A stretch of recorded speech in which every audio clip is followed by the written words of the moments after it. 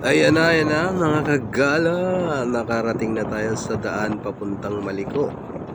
Pagbaba natin ng Santa Fe, yan, makikita na natin ang daanan papuntang Maliko. Yung daanan dito maganda sementado. Tapos hindi pa lubak-lubak. Parang ano pa siya, parang bago pa. Hindi pa masyadong nadadaanan ng malalaking sasakyan. Tapos yung naman dito mga kagala, yung kagubatan talagang siya, hindi pa siya nakakalbo. Parang virgin forest pa siya. Yan. Maganda yung kalsada dito sa mga tanawin, panalo. Tapos pag akyat mo pa lang yung ambience niya, malamig na yung panahon dito pag akyat mo pa lang. Ayan. Tapos yung kalsada talaga maganda, panalo. Subukan nyo mag-rides dito mga kagala.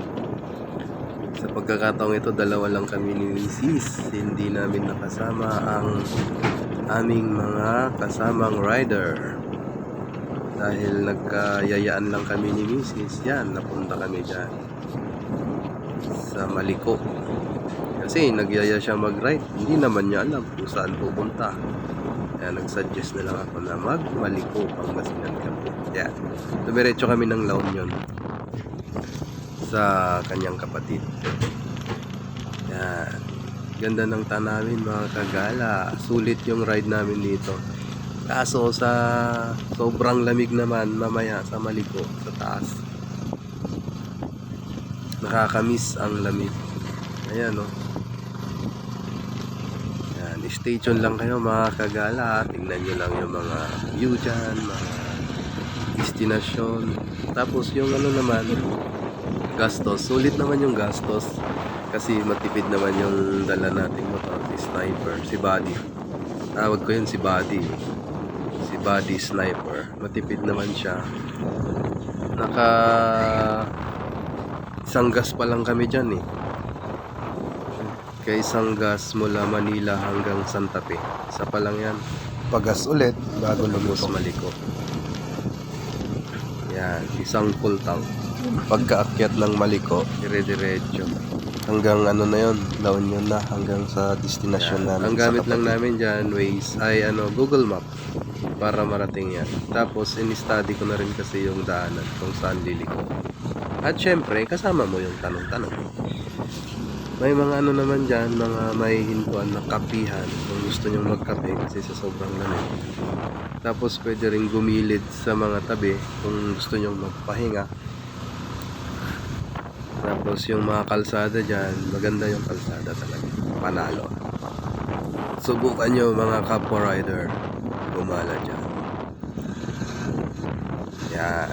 Stay tuned lang kayo dyan. Yung video pala nito putol-putol kasi wala tayong camera pa. Kailangan nating mag-invest. Tapos suggest lang din magdala kayo ng jacket na makapal kung aakyat kayo ng Maliko kasi talagang malamig sa taas. Although wala pa kami sa destination, yan na suggest ko kasi nga galing na kami sa late upload na to mga kagala. Yan. Sa pagkakataong ito, naghahanap na ako ng tabi-tabi kasi tinatawag na ako ng kalikasan. Talagang hindi ko na mapipigilan yan. Ayan ganda ng tanawin ng liko-likong po. Walang sinabi ang marilaki dyan. Tapos konti lang yung makakasalubong ng mga sasakyan at mga kapwa rider syempre. At syempre pag may nakasalubong sa mga kapwa rider, nandun pa rin ang pagbate, which is busina. Yan tatabi na sana ako dyan, tawag ng kalikasan, pero langanin, curve masyado. Baka masagi tayo pag may dumaan na sasakyan. Ayan mga kagala, stay tuned. Gahanap na ako ng pagtatabihan kay body natin. Ayun yan mga kapwa rider natin. Nagbusinahan kami yan sa dulo nung huminto sila. Ayan, gigilid lang ako at alam nyo na mga kagalang mga lalaki. Stay tuned. Tatabi na natin kasi kailangan na talaga. ilabas.